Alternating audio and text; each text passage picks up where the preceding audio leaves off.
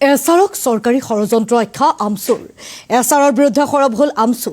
ছচলত প্ৰতিবাদ আমচু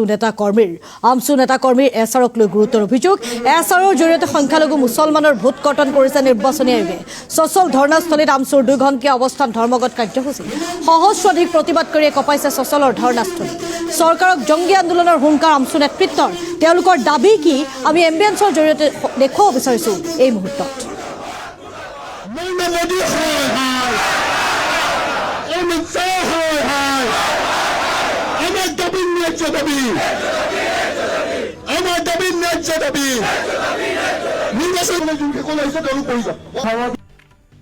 এছাৰৰ বিসংগতি ৰাজ্য চৰকাৰৰ ষড়যন্ত্ৰৰ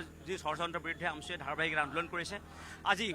আমাৰ এই আন্দোলনত তেওঁলোকৰ কোনো ধৰণৰ গান নলৰাৰ কাৰণে আমি ভাৰতৰ নিৰ্বাচন আয়োগক বাৰে বাৰে কৈছোঁ যে নিৰ্বাচন এটা স্বতন্ত্ৰ হয় স্বতন্ত্ৰতা তেওঁলোকৰ চৰিত্ৰটো বজাই ৰাখিব লাগে নিৰ্বাচন সম্পূৰ্ণ ৰাজনৈতিক চক্ৰত পৰিছে ৰাজনৈতিক এইটো বান্ধ খাই আছে গতিকে এই বান্ধটো গণতন্ত্ৰৰ কাৰণে কেতিয়াও ভাল নহয় গণতন্ত্ৰই এই ক্ষেত্ৰত অপমৃত্যু হ'ব পাৰে গতিকে আমি আপোনালোকৰ জৰিয়তে বিশেষকৈ নিৰ্বাচন আয়োগক ক'ব বিচাৰিছোঁ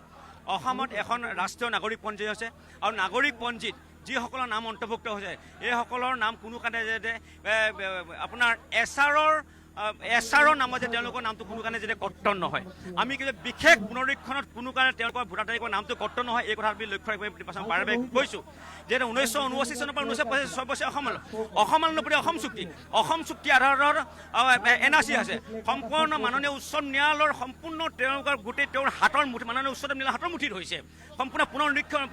পুনৰীক্ষণত হৈছে তেওঁলোকৰ হৈছে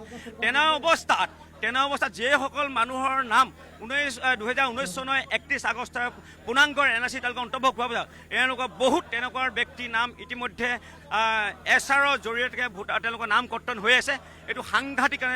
গণতন্ত্ৰৰ কাৰণে এটা অপমৃত্যু হ'ব 1600 কোটি টকাৰ ওপৰত তেওঁলোকৰ ধন বিয়োগ কৰি শক্তিশালী এটা মেচিনাৰী ইউজ কৰি পেলাই ৰাষ্ট্ৰীয় নগৰী পঞ্জীখন হৈছে আৰু ৰাষ্ট্ৰীয় নগৰী বানচাল নকৰিবৰ কাৰণে আমি ভাৰতবৰ্ষৰ মহাপঞ্জীয়ক নিৰ্বাচন আয়োগৰ সাক্ষাৎ কৰি মেম'ৰেণ্ডাম আমি দিছিলোঁ এই কথাখিনি স্পষ্ট যাৰ যিবিলাক মানুহৰ নাম পূৰ্ণাংগ NRC তেওঁলোকৰ নামটো যাতে অন্তৰ্ভুক্ত হৈ থাকিব লাগে বৰ্তমান চৰকাৰ প্ৰশাসনে হিমন্ত বিশ্ব শৰ্মা ডাঙৰীয়াই উঠি পৰি লাগিল আৰু ইয়াত চৰকাৰী হস্তক্ষেপ কৰি তেওঁলোকে হাজাৰ হাজাৰ বৈধ ভাৰতীয় নাগৰিকৰ নাম ৰাজনৈতিকভাৱে তেওঁলোকক বধ কৰিবলৈ উঠি পৰি লাগিল দেখা পালোঁ যে এজন বিধায়কে স্পষ্টভাৱে ক'লে যে ৰাজ্যিক বিজেপিৰ সভাপতিয়ে 60খন সমষ্টি 10,000কৈ ভোট কৰ্তন কৰিবলৈ তেওঁলোকৰ